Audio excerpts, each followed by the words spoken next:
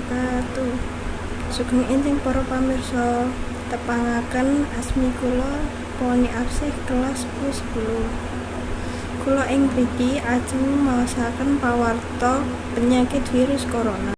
Penyakit virus corona minangka penyakit infeksi sing disebabake dening virus corona sing nembe ditemokake. Umume wong sing nyekel COVID bakal pulih tanpa perawatan khusus. Tetesan sing dihasilake nalika wong kang kening infeksi batuk, wahing utawa napas. Tetesan iki abot banget lan ora bisa ing udara. Mula cepet tiba lan nemplek ing lantai utawa permukaan sanese.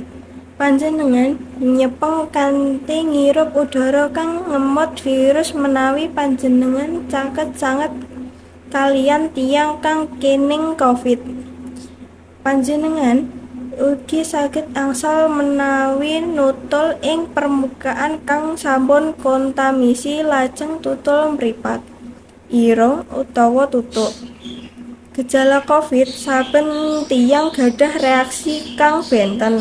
Gejala kena COVID paling umum yaiku setunggal, priang, kalih watuk garing, 3 lemes.